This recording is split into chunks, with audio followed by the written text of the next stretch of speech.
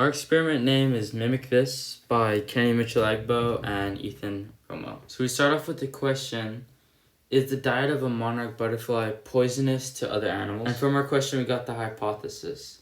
If we put milkweed poison on the heads of 5 crickets and in the water and on a carrot of 5 crickets, then the crickets will die. For our abstract, we said, you may not know this, but did you know that the monarch butterfly is poisonous because of a plant it eats?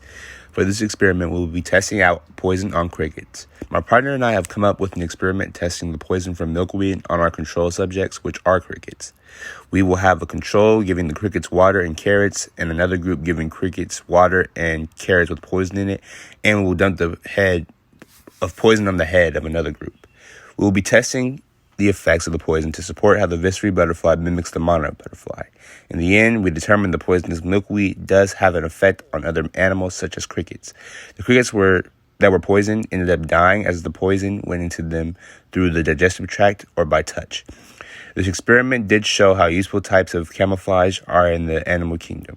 There were many contributing factors that were uncontrollable variables, like the heat and direct light on the crickets, which can affect the result in the end. In total, the viscera butterfly's natural evolution has benefited them in the long run, as it scares predators because of its advancement of mimicry to the monarch butterfly. For this experiment, you'll need 20 crickets, 4 testing pods, the milkweed plant, a sponge, water, 2 carrots that are equally sized, gloves, aprons, and eye protection.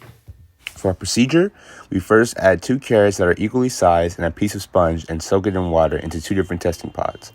Second, add poison to 1 carrot and 1 water-soaked sponge in a testing pod. Third, place 5 crickets into 4 different testing pods. Fourth, add poison to 5 crickets' heads in the same testing pod that are not in the pod of a carrot or a water-soaked sponge. Finally, take the records of all 4 different testing pods and record how each cricket acts differently. So now here's a clip of us putting 5 crickets into each pod. There's a total of 4 pods, and we put 5 crickets into each pod one by one. And you just repeat this step 4 times.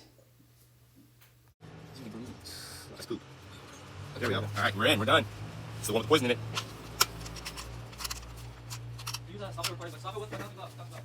So now for our testing and trials, we have a couple of videos and clips of us taking note and recording the crickets every 5 minutes, whether they are responding or reacting at all to the poison. Send the pictures to me. I want to do it. And you can kind of see that the cricket is eating the carrot on this side more. These guys are kind of just chilling. But on this side, they might seem to know the poison's on it because they haven't eaten the cricket or the carrots or have some water from the sponge yet. It is drinking water, guys. Finally getting comfortable. We're 5 minutes into the experiment. They're kind of getting comfortable now. And yeah, so we're going to be here for a while, see how it interacts with the poison in the food, and we'll see what's going on. So yeah. So, as you can see, we're 40 minutes into our experiment, and the crickets that have had nothing are alive. The crickets that have their food and water regular are alive. The ones that have had their food tainted are clearly dead. And the ones that have also been poisoned are dead. So I think this will conclude our experiment. And yeah, so we've done some fun cricket killing, and it's our experiment. After conducting our experiment, it's time to look at the data. So here are the graphs. The first one is a comparison between the crickets only in the food and water pods. Then another comparison of just the regular pods with no water nor food. And we'll come back to these graphs and tables at the end for a couple seconds. So for the food and water pods, there's a huge comparison between the control group and the tested variables. You might not see it, but the small red squares next to the blue squares and bars are the control groups, and out of 5, 0 died. So on the y-axis, our left side, is the total number of crickets in each pod, and on the x-axis, or the bottom, is the time frame in which when the crickets died. Now for the regular pods, we could see at 35 and 40 minutes, 2 crickets died, and then at 45 minutes, only 1 cricket died. And the ones that did die were the independent variables, and again, 0 of the controlled crickets died, In total, here are all the graphs and tables.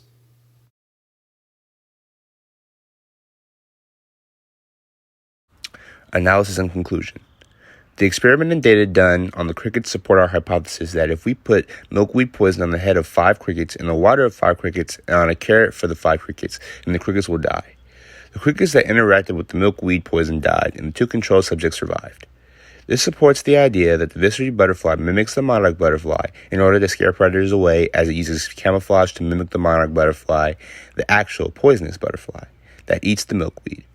The conflicting limitations to this project are the fact that the heat might have been a factor, as it was around 78 degrees when we conducted our experiment. When my partner and I were dissecting the milkweed and extracting the poison, I felt as if we didn't have necessarily enough poison coming from the milkweed, again signaling that the heat may have had something to do with the deaths, even though the control variables did not die. Now for our resources. Here are the resources we used on our BRP biology research paper. And we'd like to give a big thank you to Mr. Heinen for pushing us to do the best we could.